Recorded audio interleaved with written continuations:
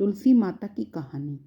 कार्तिक के महीने में सभी औरतें कार्तिक स्नान करती और तुलसी का पौधा सींचती, तुलसी में दीपक लगाती। पूजा करके जब सब औरतें चली जाती, तब एक बुढ़िया आती और कहती, हे माता, हे तुलसी माता, सबकी दाता, मैं तेरा पौधा सींचती हूँ।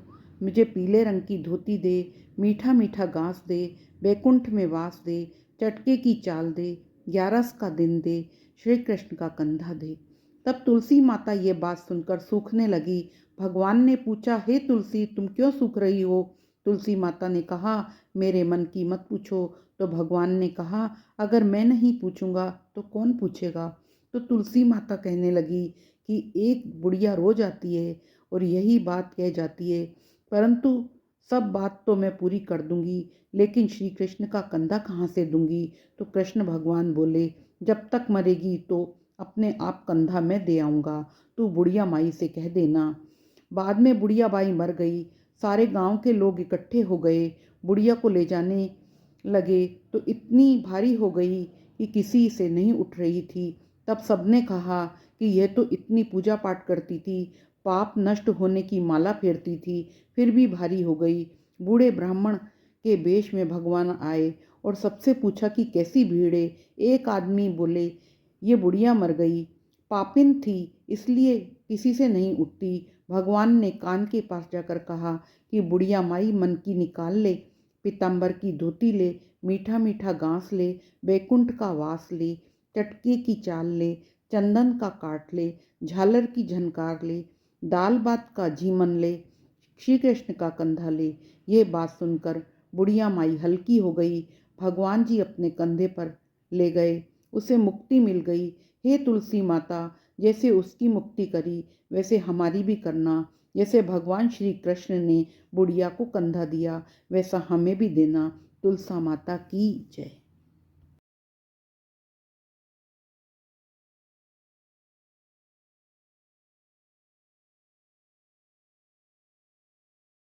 कार्तिक मास की सीता माता की नित्य नेम की कहानी।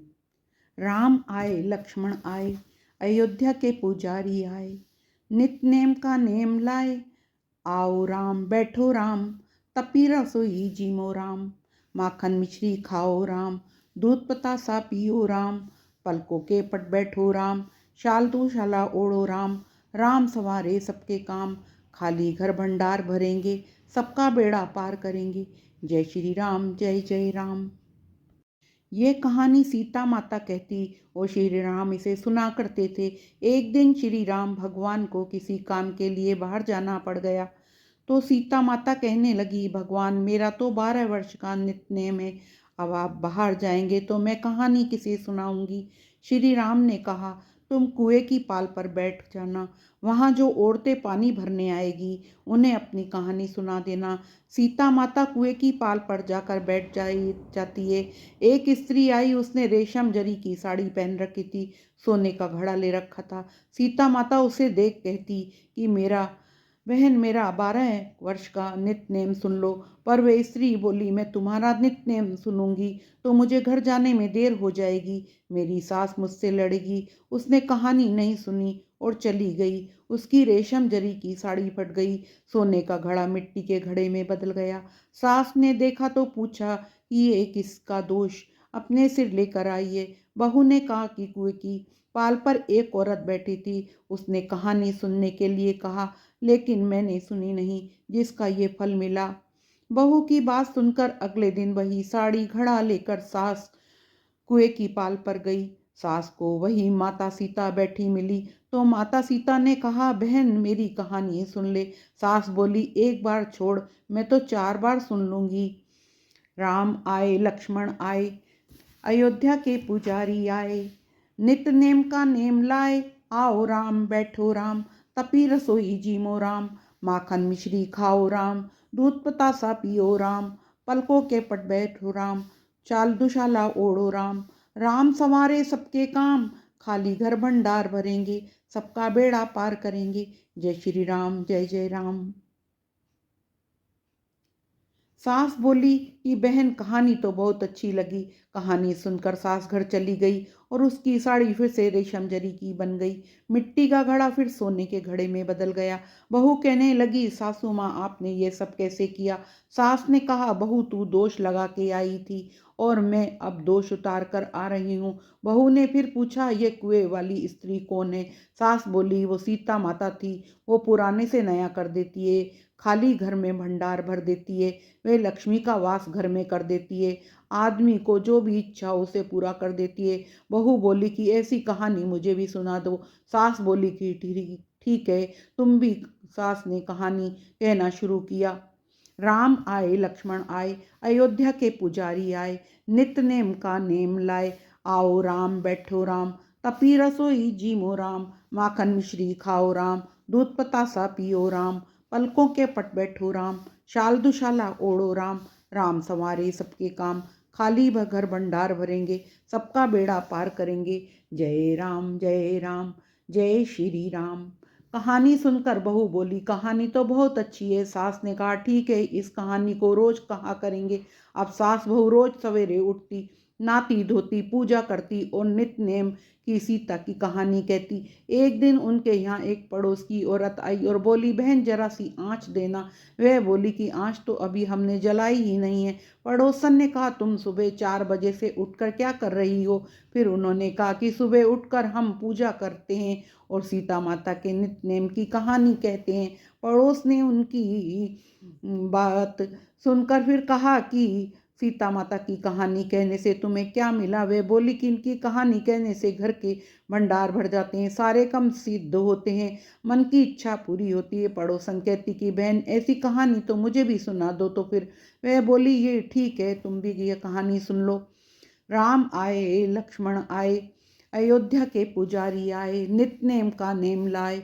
आओ राम बैठो राम, तपी रसोई जीमो राम, माखन मिश्री खाओ राम, दूध पतासा पियो राम, पलकों के पट बैठो राम, शाल दुशाला ओढ़ो राम। राम सवारे सबके काम, खाली घर भंडार भरेंगे, सबका बेड़ा पार करेंगे। जय श्री राम जय जय राम। सारी कहानी सुनने के बाद पड़ोसन कहने लगी, बहन कहानी तो मुझे भी बहुत अच्छी लगी। अब पड़ोसन भी नित नेम सीता माता की कहानी कहने लगी। कहानी कहने से सीता माता ने पड़ोसन के भी घर भंडार भर दिए। हे सीता माता, जैसे आपने उनके भंडार भरे वैसे हमारे भी भंडार भरना। कहानी कहने वाले की, सुनने वाले की सभी मनोकामनाएं पूर्ण करना। तुलसा महारानी की जय। पीपल पथवारी की कहानी। एक गुजरी थी, उसने अपनी बहू से कहा कि तू दूध दही बेच आ। तो वे दूध दही बेचने गई। कार्तिक महीना था, वहां पर सब औरतें पीपल सींचने आती, तो वह भी बैठ गई। औरतों से पूछने लगी, तुम क्या करती हो? तो औरतें बोली, हम तो पीपल की पथवारी सींच रही हैं। तो उसने पूछा, इससे क्या होता है? औरतों ने जवाब दिया कि इसके करने से अन्न धन मिलता है, मन की सभी मनोकामनाएं पूर्ण होती हैं। उस गुजरी ने कहा, तुम तो पानी से सींच रही हो, मैं दूध दही से सींचूंगी। उसकी सास रोज कहती कि तू दूध दही बेचकर पैसे ला कर दे। तो उसने कहा, जब कार्तिक का महीना पूरा हो जाएगा तब ला दूंगी। और कार्तिक का महीना पूरा हो गया।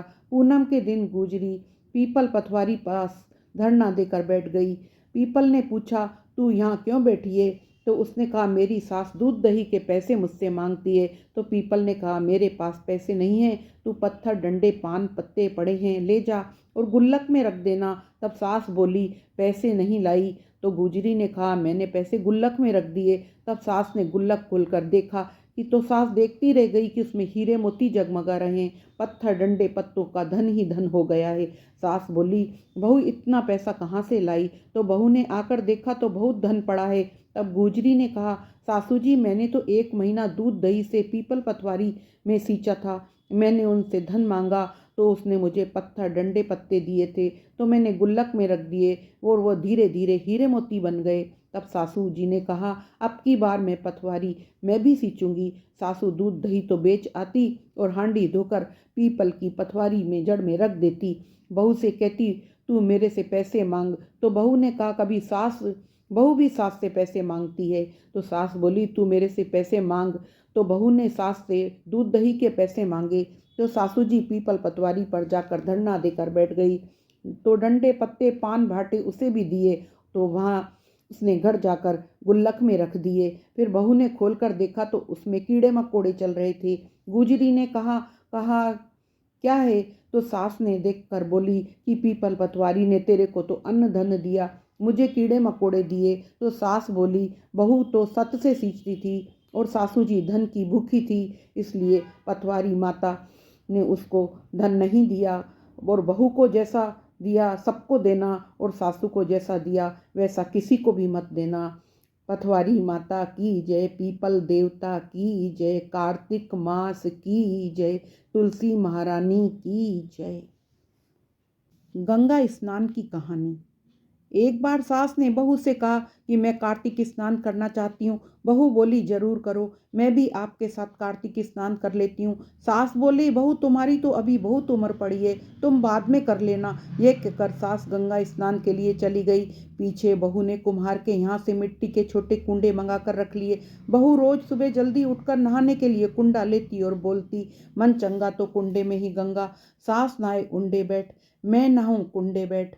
बहू के यह कहने से कुंडे में गंगा जी आ जाती और बहू नहा लेती। एक दिन नहाते वक्त सास की सोने की नथ गंगा जी में बह गई। जब बहू ने नहाने के लिए कहा तो मन चंगा तो कुंडे में ही गंगा, तो गंगा जी के साथ ही नथ भी कुंडे में आ गई। बहू ने सास की नथ को पहचान लिया। कार्तिक मास पूरा हुआ तो सास घर आ गई। बहू ने वही नथ पहनकर सास का स्वागत किया। सास ने कहा बहू ये तो मेरी नथ है, गंगा जी में गिर गई थी, तुझे कैसे मिली? बहू ने सास को कुंडे में गंगा जी आने के साथ नथ आने की बात बताई। सास ने बहू से कहा कि मुझे ब्राह्मण भोज करवाना है। बहू बोली मुझे भी करवाना है, मैंने भी कार्तिक स्नान किए, व्रत उपवास भी किए, पीपल पथवारी तुलसी को सींचा है, दीपक जलाया है, घर में ही भगवान की परिक्रमा लगाई है। मेरी परिक्रमा यही स्वीकार करने की प्रभु से प्रार्थना की है। सास को विश्वास नहीं हुआ, बोली तूने कार्तिक स्नान नहीं किए। बहू सास को अंदर ले गई, कुंडे दिखाए, वे कुंडे सोने के हो गए। अब सास को विश्वास हो गया। खुशी खुशी दोनों ने व्रत का उद्यापन किया, ब्राह्मण भोज करवाया, दक्षिणा देकर उन्हें विदा किया। ये कथा कहने सुनने वाले, जयकारा बोलने वाले सभी का कल्याण हो, सभी को ऐसा ही फल मिले। तुलसी महारानी की जय। सालिग्राम भगवान की कहानी। एक बुढ़िया थी, वो सालिग्राम की सेवा करती थी। कार्तिक मास में वो पुष्कर स्नान का विचार कर पड़ोसन से बोली मैं पुष्कर जा रही हूँ, तो मेरे सालिग्राम की सेवा रख ले। पड़ोसन बोली मुझे सेवा पूजा करना नहीं आता, आप बताओगी वैसे कर लूँगी। बुढ़िया बोली सवेरे इनको उठाना, कुएं से लोटा भरकर पानी लाना, आते समय बगीचे में फूल व तुलसी दल लाना, भगवान को जल और कच्चे दूध से नहलाना, चंदन लगाकर तुलसी चढ़ाना, दूध का भोग लगाना, दोपहर को रसोई में जो भी बने उसका भोग लगाना, शाम को धूप दीप लगाना, बस ऐसी सेवा पूजा करनी है, कहकर वे चली गई। पड़ोसन ने बुढ़िया से जैसा कहा वैसा ही किया, पर भगवान तो थाली में से जीमते ही नहीं, दूध पिया ही नहीं। ये देख वे चिंता में पड़ गई। भगवान आपकी मालकिन आएगी तो कहेगी मेरे भगवान को दुबला कर दिया, अभी 1 महीना है, आप जीमो तो मैं भी जीमूं, कहकर भूखी ही बैठी रही। भगवान ने सोचा अब तो दर्शन देने ही पड़ेंगे। छोटा सा मोर मुकुट पीतम्बरधारी रूप लेकर चौकी पर बैठ गए, दूध पी लिया और भोजन भी कर लिया। रोज ऐसा ही होता रहा। एक दिन भगवान ने कहा मैं गाय चराऊं। पड़ोसन बोली आपकी मालकिन आए तभी जाना, पर भगवान माने नहीं। हाथ में सोने की लाठी, कंधे पर हीरे मोती का पीतम्बर डाल गाय चराने गए। सांझ पड़े वापस आ गए। महीना बीता, बुढ़िया घर आई। स्नान ध्यान से निपट कर सोचा सालिग्राम जी ले आऊं। पड़ोसन के पास गई तो पड़ोसन बोली सांझ समय आएंगे तब ले जाना। बुढ़िया सालिग्राम जी को ले जाने की जिद करने लगी, झगड़ा हो गया। पड़ोसन बोली बुढ़िया को समझाओ। 1 महीना निकल गया, वैसे शाम तक सब्र कर ले। बुढ़िया धरना देकर बैठ गई। शाम पड़े सालिग्राम आए और अपने स्थान पर विराजमान हो गए। पड़ोसन बुढ़िया से बोली ले जाओ अपने भगवान, और भगवान से बोली भगवान बुढ़िया को भी अपना रूप दिखाओ, नहीं तो ये अविश्वास करेगी। सालिग्राम ने मोर मुकुट पीताम्बर धारण कर हाथ में सोने की लाठी लेकर दर्शन दिए। भगवान जैसे बुढ़िया को दर्शन दिए वैसे सबको देना। जो भक्त सच्चे मन से भगवान सालिग्राम की सेवा पूजा करता है उनकी सब मनोरथ पूर्ण करना। सालिग्राम भगवान की जय।